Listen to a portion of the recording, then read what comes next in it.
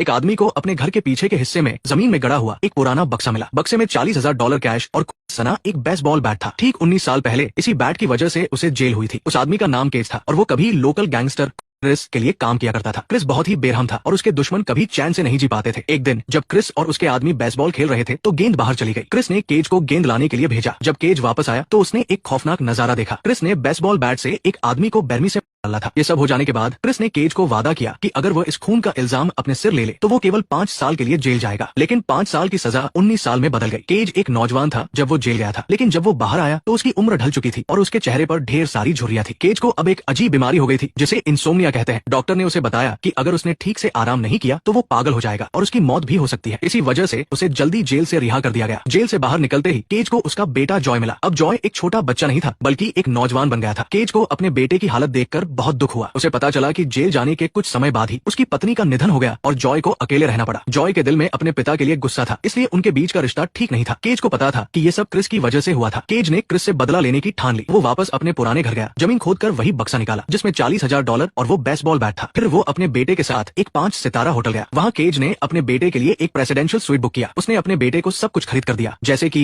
महंगी घड़ियां, सूट और स्पोर्ट्स कार। धीरे धीरे जॉय अपने पिता को अपनाने लगा और उनके बीच का रिश्ता भी बेहतर होने लगा। एक दिन जॉय ने केज से एक खूबसूरत लड़की जेनिफर से बात करने के लिए कहा। केज ने बात की और दोनों की दोस्ती हो गई। कुछ दिन बाद केज अपने बदले की योजना को अंजाम देने के लिए तैयार हो गया। सबसे पहले वो अपने पुराने दोस्त स्लीपी से मिला, लेकिन स्लीपी की मौत हो चुकी थी और उसकी बेटी अब उसका काम संभाल रही थी। लड़की ने केज को कई तरह की बंदूकें दी, जिनमें एक उजी और एक 1911 गन थी। बंदूकें लेने के बाद केज अपने एक और पुराने दोस्त ओल्ड के से मिलने गया। ओल्ड के अब एक बार चलाता था। कई साल बाद मिलकर दोनों बहुत खुश हुए। केज ने ओल्ड के से क्रिस के बारे में पूछा, लेकिन ओल्ड के ने बताया कि क्रिस की मौत तो बहुत साल पहले ही हो चुकी थी। ओल्ड के ने कहा कि क्रिस को जेल जाने के कुछ समय बाद ही स्ट्रोक आया था और फिर कुछ समय बाद उसकी मौत हो गई थी। केज को इस बात पर विश्वास हो गया। उसने ओल्ड के से जिमी और ड्रैगन नाम के 2 और गैंगस्टरों के बारे में पूछा जिन्होंने उसे जेल भिजवाया था, लेकिन ओल्ड के ने कहा कि उसे नहीं पता कि वे कहाँ है। ओल्ड के की बात सुनकर केज वहाँ से चला गया। जब वो अपने होटल के कमरे में लौटा तो उसकी बीमारी फिर से उभर गई और उसे चक्कर आने लगे। उसे याद आया कि डॉक्टर ने कहा था कि अगर उसे आराम नहीं मिला तो उसकी मौत हो जाएगी। केज को पता था कि उसके पास ज्यादा समय नहीं है, इसलिए वो जल्द ही ड्रैगन को ढूंढने निकल पड़ा। ड्रैगन एक क्लब में मिला। ड्रैगन ने केज को देखकर कहा कि क्रिस मर चुका है, लेकिन गलती से वो क्रिस का नाम ले बैठा, जिससे केज को शक हुआ। ये देखकर ड्रैगन ने केज की बंदूक छीन ली और भागने लगा। केज ने उसका पीछा किया। दोनों के बीच लड़ाई हुई, लेकिन केज की तबीयत ठीक नहीं थी, इसलिए ड्रैगन उस पर हावी हो गया। केज किसी तरह ड्रैगन से बच निकला और अपनी बंदूक उठाकर भागने लगा। इसके बाद केज जिमी से मिला। जिमी ने गैंगस्टर बनना छोड़ दिया था और वो अब एक कसाई बन गया था। जिमी भी ड्रैगन की तरह शांत था। केज को हैरानी हुई कि जिमी भागा क्यों नहीं। जिमी ने उसे बताया कि क्रिस को स्ट्रोक आने के बाद उसके बेटे ने उसे एक नर्सिंग होम में भेज दिया था। जिमी को उस नर्सिंग होम का पता नहीं पता था। सारी जानकारी मिलने के बाद केज ने जिमी पर गोली चला दी। फिर केज अपने होटल में वापस आया और उसने होटल के स्टाफ से शहर के सारे नर्सिंग होम की जानकारी मांगी। वो अपनी कार में एक एक नर्सिंग होम में गया और क्रिस को ढूंढने लगा। अचानक केज को उसके बेटे